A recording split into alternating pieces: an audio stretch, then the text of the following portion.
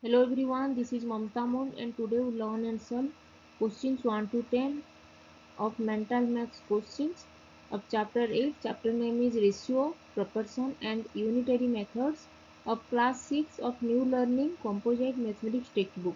If you have not subscribed my YouTube channel then please subscribe my YouTube channel and hit the bell icon for getting notifications of future videos, and please visit my blog mathsgrade.com for more information regarding the textbook solutions of CBSE, ICSE and other states board. Let's get started and solve some questions. Today we learn and solve mental maths questions 1 to 10 of chapter 8. Chapter name is Ratio, Proportion and Unitary Method. Let's solve some questions. Now we'll solve question number 1. Question number 1 is the number of milk teeth in human beings is 20 and the number of permanent teeth is 32. Find the ratio of number of milk teeth to the number of permanent teeth. So ratio will be number of milk teeth divided by number of permanent teeth. So number of milk teeth is 20 and number of permanent teeth is 32. So 20 divided by 32, and between 20 and 32, 4 is the highest common factor. So dividing 20 and 32 is 4, antecedent and consequent. 20 and 32 is 4, we get 20 divided by 4 is 5 and 32 divided by 4 is 8. So 5 divided by 8 is the ratio of the number of milk teeth to the number of permanent teeth. So answer is 5 divided by 8. Now we solve question number 2. The ratio of 5 millimeter to 1 centimeter is. The ratio will be 5 millimeter divided by 1 centimeter. And we know 1 centimeter, both antecedent and consequent are in opposite unit. That is, for antecedent is millimeter and consequent is in centimeter. So we have to change this centimeter into millimeter. We know 1 centimeter is 10 millimeter.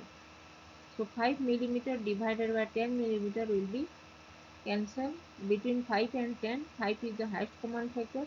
So divide 5 with 5 we get 1 and divide 10 with 5 we get 2. So half millimeter, that is 1 is to 2. So ratio of 5 millimeter to 1 centimeter will be 1 is to 2.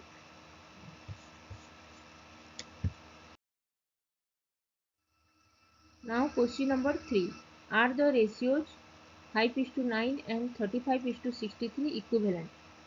First ratio is 5 is to 9. 5 is to 9 is 5 divided by 9 and 35 is to 63 is 35 divided by 63, and between 35 and 63, 7 is the highest common factor. So dividing 35 with 7 we get 5. 35 divided by 7 is 5, and dividing consequent 63 with 7 we get 9. So 5 divided by 9 is 5 is to 9. First ratio is 5 is to 9, 5 divided by 9, and second ratio will be 5 is to 9. So both are equal. So the ratios 5 is to 9 and 35 is to 63 both are equal. Both are equivalent ratios. Now we solve question number 4. Find n if 7 divided by 8 equal to n divided by 32. It is given that 7 divided by 8 equal to n divided by 32. We have to find the value of n. So n 8n will be 7 multiplied with 32. So n will be 7 multiplied with 32 divided by 8. Cancelling 8 with 32 we get 4. So 7 multiplied by 4 is 28. So value of n is 28.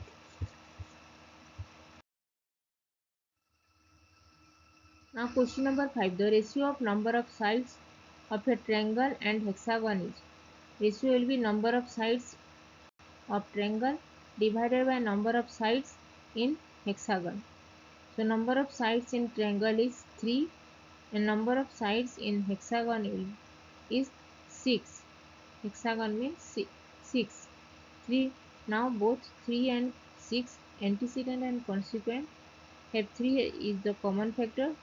So dividing antecedent 3 with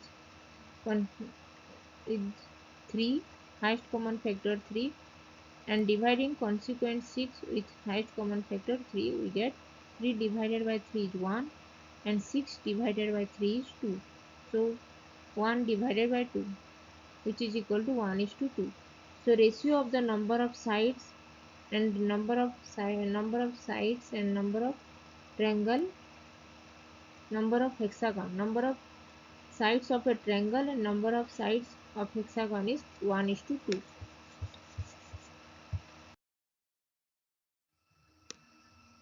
Now question number 6. The cost of 7 books is 560 rupees. The cost of one book is what? What will be the cost of one book? And what is the cost of 10 books? It is given that cost of 7 books is 560 rupees. So cost of one book will be 560 divided by 7, that is 80 rupees. And cost of 10 books will be 80 rupees multiplied with 10, that is 800 rupees. So cost of 10 books will be 800 rupees.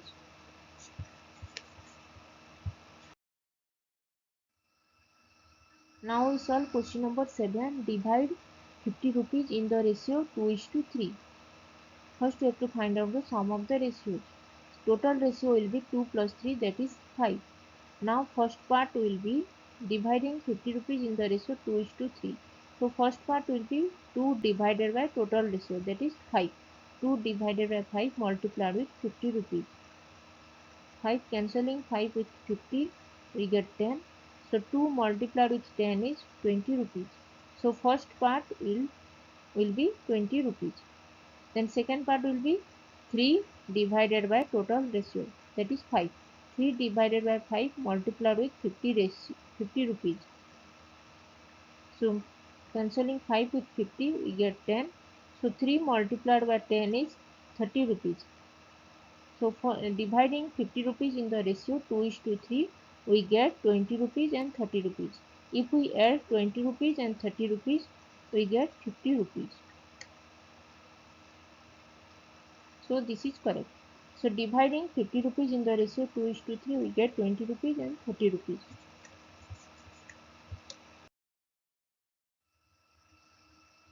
Now question number 8. Tell whether 5, 7, 10 and 14 are in proportion or not. We know if the four numbers A, B, C, D are in proportion, then product of extreme is equal to product of means. If product of extreme is equal to product of means, then 4 numbers are in proportions. So product of extremes will be 5 multiplied with 14. 5 multiplied with 14 is 70. And product of means will be 7 multiplied with 10. 7 multiplied with 10 is 70. Both are equal. So product of extremes is equal to product of means is equal to 70. Both are equal. So the numbers 5, 7, 10 and 14 are in proportion. So these 4 numbers are in proportion. Now question number 9. Find the value of x if 18 is to 20 is proportional to 9 is to x are in proportion. If product of extreme, we know product of extremes is equal to product of means, then the 4 numbers are in proportion. Here product of extremes will be 18 multiplied with x, that is 18x. And product of means will be 20 multiplied with 9, that is 180. We have 18x equal to 180. Because the numbers are in proportion, given the numbers are in proportion, so product of extremes is equal to product of means.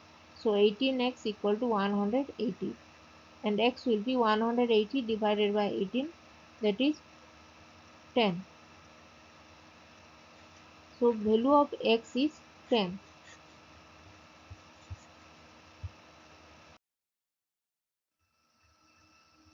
Now question number 10. My school played 10 matches in a district football tournament and won 6 of them. What is the ratio of number of matches won to the number of matches lost? It is given that total number of matches played by my school is 10. Total matches is 10 and number of matches won is 6. So number of matches lost will be total number of matches minus total number of won. That is 10 minus 6 is 4. So total number of matches lost will be 4. Now we have to find out the ratio of the number of matches won to the number of matches lost. So ratio will be number of matches won divided by number of matches lost. Number of matches won is 6 and number of matches lost is 4. So 6 divided by 4, and between 6 and 4, 2 is the highest common factor. So dividing antecedent 6 with 2 we get 3, and dividing consequent 4 with 2 we get 2. So 3 divided by 2, and 3 divided by 2 is the ratio of the number of matches won to the number of matches lost. So ratio of number of matches won to the number of matches lost is 3 divided by 4, 3 divided by 2 or 3 is to 2. 3 divided by 2 or 3 is to 2.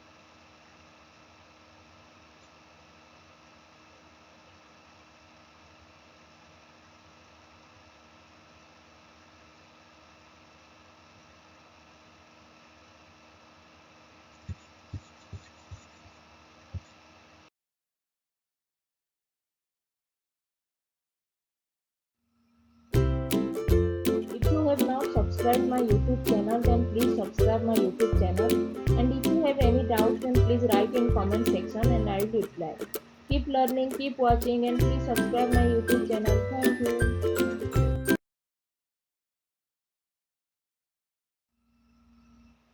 If you like this video, then please click the like button and share this. If you have not subscribed my YouTube channel, then please subscribe my YouTube channel and hit the bell icon for getting notifications of future videos. If you have any doubts, then please write in comment section and I will reply. Keep learning, keep watching, and thanks for watching. Please subscribe my YouTube channel. Thank you.